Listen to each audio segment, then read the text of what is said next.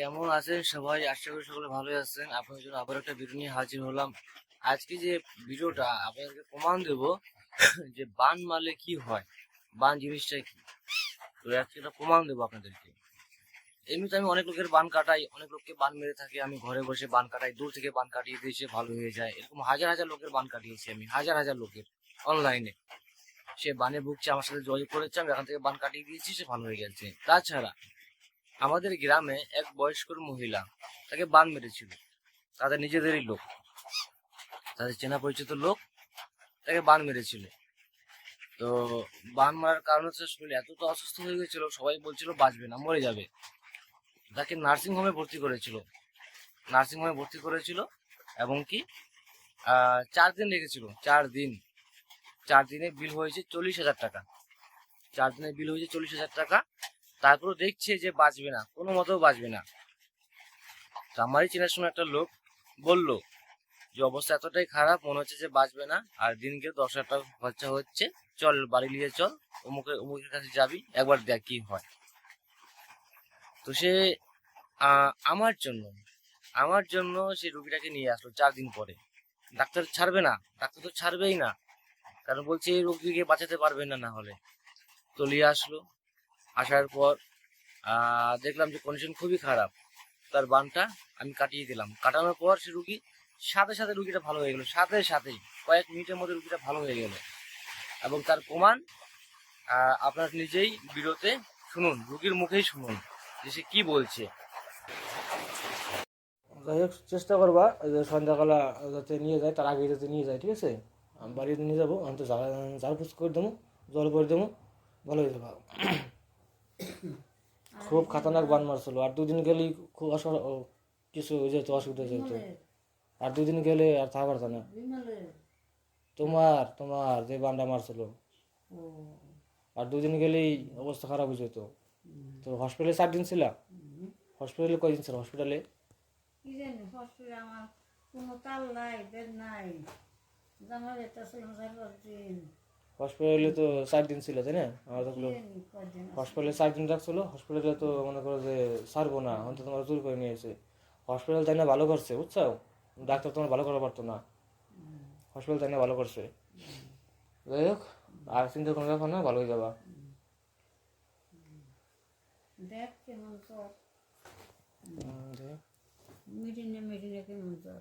জ্বর তো নাই, ঠিক আছে, জ্বর নাই, কিন্তু শরীরটা দুর্বল, শরীর দুর্বল। কফ বহুত বসে গেছে। যাই হোক, বানটা কেটে গেছে, অসুবিধা নাই। দেখলাম তো যখন বান মারা ছিল কেমন পাগল নাগল করে বান চালাও। বান কাটে দিলাম তখন একটু ঠান্ডা হইলো, কিন্তু যে শরীরে তো দুর্বল হয়ে গেছে, হ্যাঁ তাই না? হ্যাঁ, বানটা মারছে, দইরে উড়ে দইরে হওয়ায়। হয়তো ভাতটা যদি না খাইতে পারো, কি খাও, মুড়ি। হ্যাঁ হয়তো দিছে খাবে না। না খাই ফেলে কইবা ফল টল আনবা, কইবা ফল টল খাই রাখবা। এই যে নাতি আইছে হরলিক্স, আজকে হলো হরলিক্স ভালো, হরলিক্স খাইবা, হরলিক্স ভালো। আবার এই যে মৌসুমি হচ্ছে কলা টলা আপেল টাপেল এগুলো খাইবা, ঠিক আছে? বাচ্চা খাই ফেলে ফল খাইবা, 2-4 দিন খাও, ফল টল খাও, কারণ মুখে তো রুচি নাই, তো কিছু তো খাও রাখবো, তো ফল টল খাও। আর সন্ধ্যা রাখতে রাখতে আমার বাড়িতে যাবা, ঝাড়ফুস করে দেবো, জল করে দেবো, এইটাও ঠিক হয়ে যাবো, আর কোনো অসুবিধা হবে না, ঠিক আছে? বান কাটে গেছে, আর চিন্তার কোনো ব্যাপার না। আমি তো আগে নিয়ে গিয়ে দেখ করেছিলাম যে কী অবস্থা দিয়ে যায়। কি কইরা থুইছি রে, আমি তো নুন বিনে নবম জানি না, আমারে না খাইতে। আর কার মনে কি শয়তানি কেমন কি করবে? শয়তানি তো আমার কুছে রে, শয়তানি আমার কুছে। দেখ আর কিছু হবে না, ভালো হয়ে যাবে, ঠিক আছে? তো সন্ধ্যার সময় আমার বাড়ি যাই, ঠিক আছে? ঝাড়ফুস করে দেবো, ঠিক হয়ে যাবে। আমার যাই, ঠিক আছে, আসলাম। তো বন্ধুরা, শুনলেন তো, রোগী কিন্তু নিজের মুখেই বলল যে হসপিটালে সে 4 দিন ছিল এবং কি তাকে কেউ ভালো করতে পারেনি। বাড়ি থেকে নিয়ে গেছিলো, 4 দিন হসপিটালে ছিল, 40,000 টাকা খরচা হয়েছে, ভালো করতে পারেনি। তারপরে তাকে জোর করে বাড়িতে নিয়ে এসেছে, জোর করে। সে হসপিটালে গিয়ে বলেছে যে না, আমার রুগীকে আমি রাখবো না, জোর করে বাড়িতে নিয়ে এসছে। আমি বান কাটালাম, সে ভালো হয়ে গেল। এবং তাকে আমি নিজে বললাম যে আপনি 2 দিন গেলেই মারা যেতেন। হ্যাঁ, সে স্বীকারও করলো। তার জ্ঞান ছিল না এক কথায়। যখন আমার এখানে নিয়ে আসে তার জ্ঞান ছিল না, হুঁশ জ্ঞান কিচ্ছু ছিল না। সে মরবে কি বাঁচবে কোনো জ্ঞান ছিল না। তো কথা হচ্ছে এটাই, সে 4 দিন নার্সিংহোমে থাকতে পারলো, 40,000 টাকা খরচা করতে পারলো, কিন্তু আমাকে 40 টাকা দিতে পারলো না। এটাই আমার খারাপ লাগা।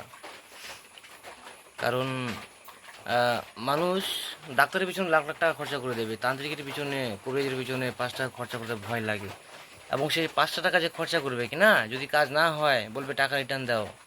এই কথাটা ডাক্তারকে বলুক যে ডাক্তারবাবু আমার কাজ হয়নি, আমার টাকাটা ঘুরিয়ে দিন, পারবে না। কিন্তু কবিরাজের সাথেও বলবে।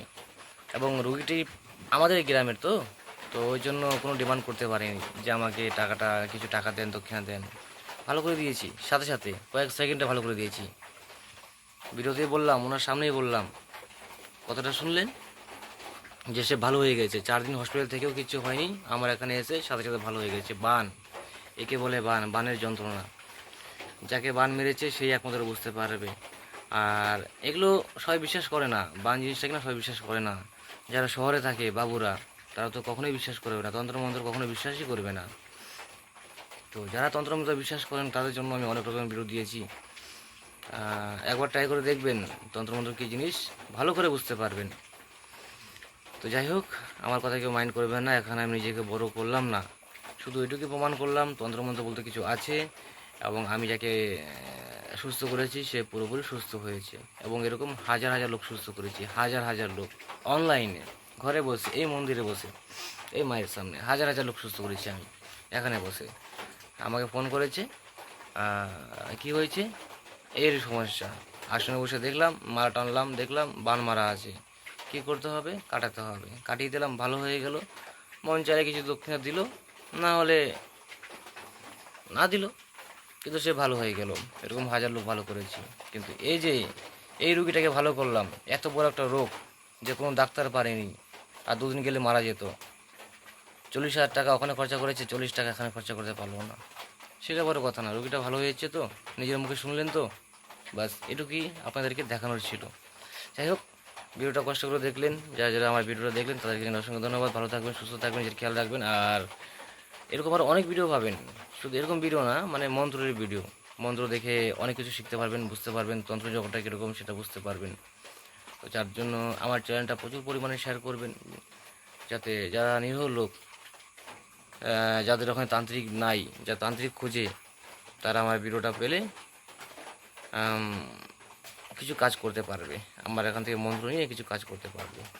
তো ভালো থাকবেন, সুস্থ থাকবেন। সবে রাত 3টা বাজে আর আমি এখন ভিডিও করছি। ভালো থাকবেন সবাই।